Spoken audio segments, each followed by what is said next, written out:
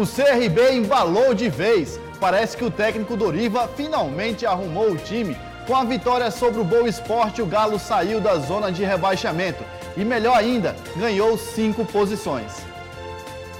O time de Varginha não tá numa fase tão boa, por isso nas arquibancadas a torcida estava meio tímida para acompanhar o jogo contra o Clube de Regatas Brasil, o CRB. Para tentar tirar o time da zona de rebaixamento, 3 técnicos já passaram pelo Boa Esporte desde o início da Série B.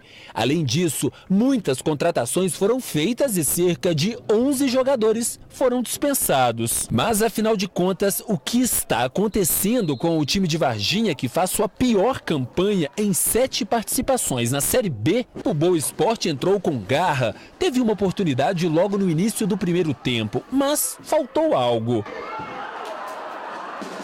Aliás, aquela emoção que a torcida esperava também não aconteceu. Foram poucos lances a gol e sempre que o time de Varginha avançava contra o adversário, a bola não entrava. Aos 39 minutos, Thales bateu, mas a bola saiu. Escanteio para o time de Varginha. Manuel também tentou, mas não foi dessa vez. O primeiro tempo terminou assim. Nenhum dos dois times balançou as redes. O segundo tempo não começou tão diferente. Os times não conseguiram chegar no gol. Com isso, começaram as substituições. E parece que deu certo, pelo menos para o CRB. Aos 22 minutos, Neto Baiano de canhota abriu o placar para o time de Maceió.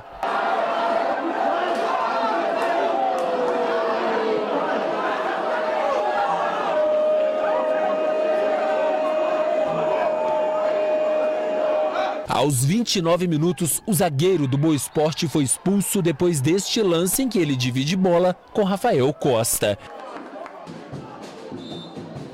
E não teve jeito, o Boa Esporte mais uma vez não conseguiu levar a melhor em casa. Com este placar de 1-0 para o CRB, o time de Varginha completa 8 partidas sem vencer na Série B do Campeonato Brasileiro. É isso aí, estou aqui com o comentarista Emerson Júnior. Boa tarde, Emerson.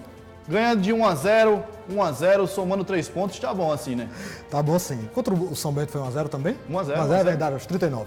Boa tarde, Rafa, um abraço para você, para os amigos de casa. Aliás, o Boa Esporte, que é de Varginha, sim, tem que arrumar um ET para conseguir ganhar um jogo lá, porque eles estrearam 3 jogadores, contrataram uma porrada, dispensaram mais os 3 e mesmo assim não conseguiu vencer. E apesar que a gente viu agora os melhores momentos do jogo, o CRB mais uma vez não fez uma boa partida, mas você precisa, eu tenho falado tanto isso pro CRB, né? Você precisa desprezar a performance do time, quer seja ela coletiva ou individual. Precisa levar em consideração só o resultado, e o CRB teve resultado. Aliás, vem tendo com o técnico Doriva, já são 2 jogos e 2 vitórias. Saiu da zona do rebaixamento e hoje é o 12º colocado. O CRB, apesar de não ter feito uma boa partida, apresentou um fator muito positivo, que é a recuperação da consistência defensiva. Já são 2 jogos e o CRB não tomou gol.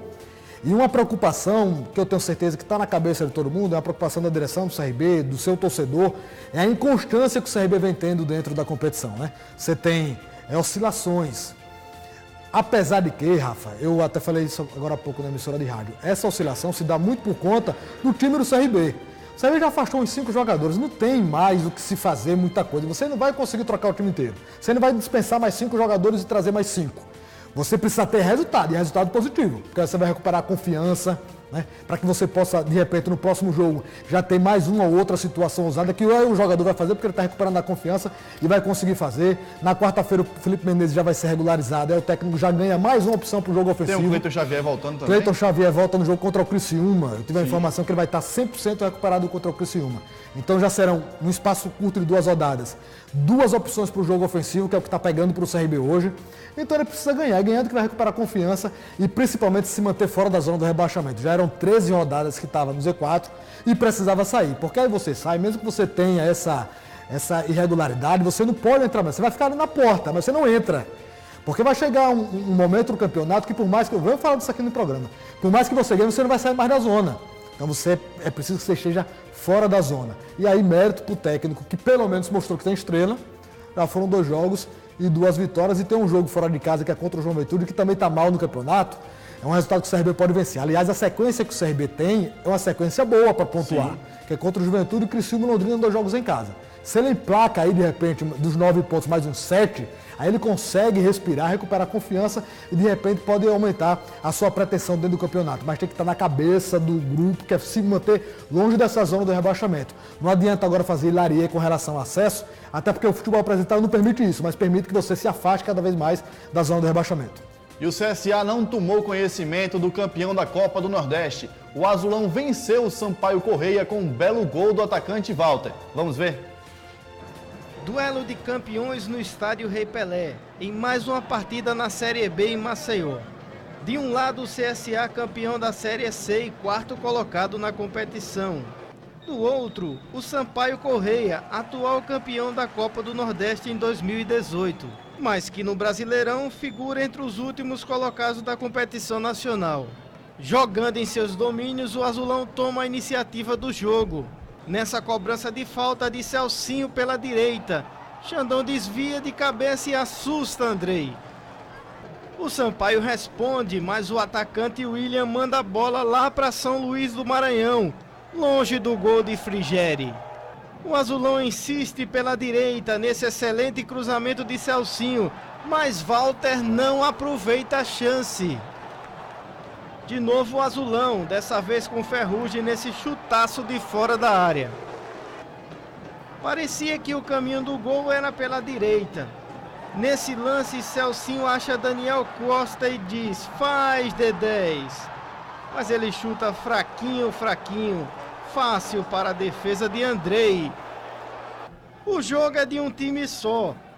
Walter arrisca do meio da rua e assusta o goleiro menos vazado da Copa do Nordeste. E de tanto insistir, o Azulão chega ao seu gol.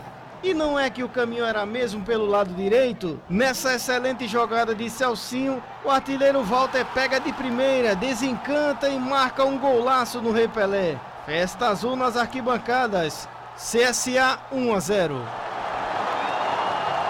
Vem a segunda etapa e o atual campeão do Nordeste quer logo sair do prejuízo e tenta o empate nessa cabeçada de Alisson.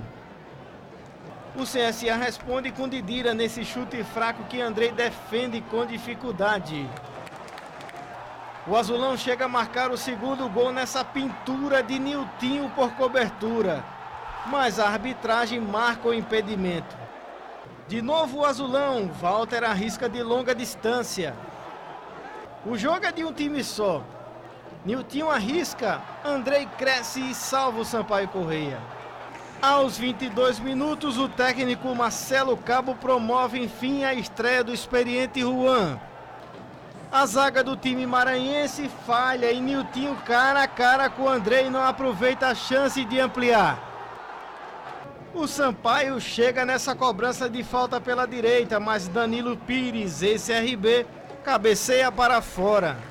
Hugo Cabral avança e chuta longe do gol de Andrei. O Sampaio acorda no jogo e quase chega ao empate com Carlão. Walter estava inspirado e chega a marcar o segundo gol. A torcida comemora, mas a arbitragem marca o impedimento. O Sampaio ainda tenta um último suspiro no jogo com João Paulo Penha e assusta Frigeri. Fim de jogo no Rei Pelé em Maceió. CSA 1, Sampaio Correia 0. Foram exatos 62 dias, ou simplesmente 4 jogos, sem saber o que é vencer aqui no estádio Rei Pelé. Mas exatamente nessa sexta-feira, às 13, o CSA venceu a melhor equipe do Nordeste, o Sampaio Correia, e de quebra retorna à segunda colocação da competição nacional. Bacana que a gente colocou a bola no chão, jogou, propôs o jogo. Eu não vou falar de justiça e injustiça, mas o placar de 1-0, achei um placar muito magro porque a gente produziu no jogo. A gente poderia ter saído com um placar mais elástico. A única ressalva que eu faço é que a gente precisa matar o jogo. A gente jogou por uma bola dos adversários até o término do jogo. A gente precisa, nas oportunidades, fazer o gol. Emerson, a gente viu ali o nosso repórter Rodrigo Cedro falando, depois de 62 dias, o CSA voltou a vencer em casa. mesmo sendo 1-0, era importante vencer a partida aqui no Rei Pelé, né? Era importante. O Rodrigo até incorporou o sentimento da torcida, né? Tava entalado 62 dias sem vencer em casa. Quase não sai, né? Mas olha, o técnico do CSA, inclusive, colocou com muita propriedade agora no final, né? O CSA precisa matar o jogo. O time do Sampaio... Mas até matou, né, Emerson? Só que o Bandeira marcou impedimento que não existiu, né? Mas o Nilton perdeu muito gol, né? Sim. O Nilton perdeu... Teve um que ele converteu, mas estava realmente em posição de impedimento. Teve pelo menos mais 2 chances claras de ampliar o marcador naquele momento. Até parecia que o time do Sampaio, que foi campeão do Nordeste no sábado, ainda estava ressacado, né? Os caras estavam jogando em contratempo. Mas o CSA foi avassalador. O Celcinho, mais uma vez, fez um grande jogo. O CSA voltou a vencer em casa e conseguiu uma marca importante. Eu acho que já são 6 jogos sem perder dentro da competição. Ainda contou na sequência da rodada com o tropeço da equipe do Fortaleza e faz o jogo na sexta-feira para assumir a liderança. O CSA fez um bom jogo, principalmente no que se refere ao comando do ataque. Eu fiz questão de perguntar isso ao treinador do CSA na entrevista coletiva, porque além de você vencer o jogo, sabe, Rafa, é importante que você crie situações de gol, né? Que os homens da criação consigam municiar os homens da frente, colocar o goleiro adversário para trabalhar. Tudo isso o CSA fez. O placar não retrata que foi exatamente o jogo. O placar poderia ter sido mais elástico. Pelo menos os 2-0 aí, o segundo gol que o Walter fez e o juiz acabou anulando, o assistente marcou impedimento. Aliás, você vem tanto chamando o Walter de gordinho que ele... Não só eu, né? Nós, né? Mas ele realmente fez um grande jogo. Fez um grande jogo, você já percebe nitidamente que realmente ele perdeu peso, né? Conseguiu fazer a diferença. Ele tem uma qualidade de passe extraordinária, mostrou que tem presença de área. Conseguiu marcar o gol quando foi acionado, fez um outro que foi marcado a condição de impedimento. Então o CSA fez um bom jogo no que se refere ao comando do ataque. Defensivamente o CSA deu uma ou outra vacilada, inclusive o Carlão continua ruim, viu? Daquela época que jogou no CRB. O Carlão é ruim do Sampaio, perdeu um gol na marca do pênalti, a bola sobrou para ele e ele bateu por cima. Mas não conseguiu agredir, eu só me recordo dessa oportunidade que o Sampaio teve. Fora isso, o CSA mostrou uma consistência defensiva que é importante, porque tinha perdido o Edinho, que foi negociado, o Yuri entrou bem naquela partida. Então você teve um jogo muito bom do CSA sobre todos os aspectos. O substituto já deu conta do recado. Yuri deu conta do recado. Apesar que o Edinho tem muito mais experiência, é uma liderança, cadenciava o jogo, mas no jogo em si, você vai avaliar pelo jogo, o Yuri foi muito bem. Beleza, a gente vai para um rápido intervalo. Na volta, Copa do Mundo. A gente volta já.